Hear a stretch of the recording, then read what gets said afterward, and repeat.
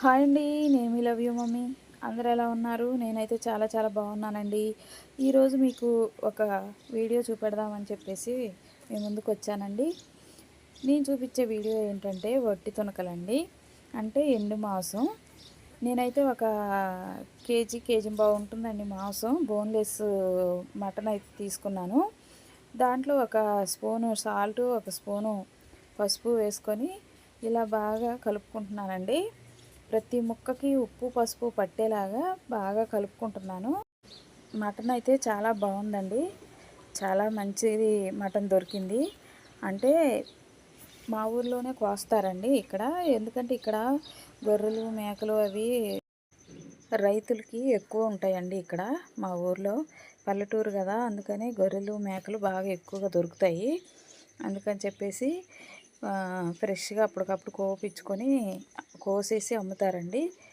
అక్కడి నుంచి తెచ్చుకున్నాము. దీన్నైతే మేము ఇప్పుడు మాంసం కొద్దిగా ఎండబెట్టుకుందామని చెప్పేసి ఇంక ఇలా ప్రిపేర్ చేసుకుంటున్నామండి.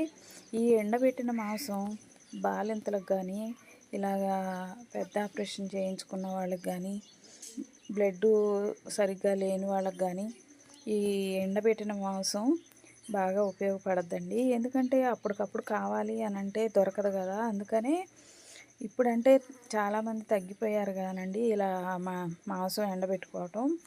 మా చిన్నప్పట్లో అయితే బాగా ఇలా మాంసం తీసుకొచ్చి ఎండబెట్టి ఉంచేవాళ్ళండి.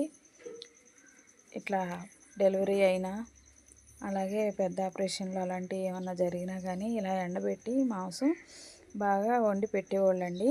ఇప్పుడైతే మాంసం కొనుక్కోవడానికి కేజీ 1000 రూపాయలు అంటున్నారండి. అందుకని చెప్పేసి ఎవరో కొనుక్కుంటారండి, అందరూ కొనుక్కోరు. కాకపోతే మేమైతే వీడియో చేసుకుందామని చెప్పి మా చెల్లి అయితే తీసుకొచ్చిందండి. అందుకని మేమైతే వీడియో చేసి మీకు చూపెడదామని చెప్పి ఇట్లా మొత్తం మాంసం అంతా ఇలాగ గుచ్చేసానండి. గుచ్చేసిన తర్వాత ఇంకా బయట ఎండలో ఎండగట్టాలండి.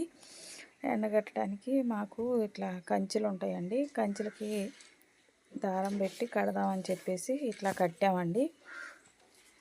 కట్టి ఒక్కొక్క పీసు విడివిడిగా పెట్టుకోవాలండి. ఎందుకంటే తొందరగా ఎండుతుంది. ఇలా మధ్యలో గ్యాప్ ఇచ్చి విడివిడిగా పెట్టుకోవాలండి మటన్ని. చూడండి, మేము చూపించిన విధంగా మాంసాన్ని అయితే ఇలా ఎండబెట్టుకోవాలి మాంసాన్ని. అయితే మేము ఎండబెట్టుకొని ఒకసారి అలా లోపలికి వెళ్ళి వచ్చామండి. నేను మా చెల్లి ఒక అరగంటలో వచ్చి చూసేసరికి ఏమైపోయిందో మాంసం తెలియకుండానే అయిపోయిందండి. చూడండి ఎలా తెంపేసినాయో, కుక్కలు ఎత్తుకెళ్ళినాయో లేకపోతే అసలు ఏం తినేసినాయో కూడా మాకు తెలియకోకుండా అయిపోయిందండి. అసలు చాలా ఉసూరుమనిపించింది, చాలా బాధేసిందండి. లేదంటే 1500 రూపాయల మాంసం దాకా ఉంటుంది. అది చాలా మంచి మాంసం. ఇలా జరిగింది.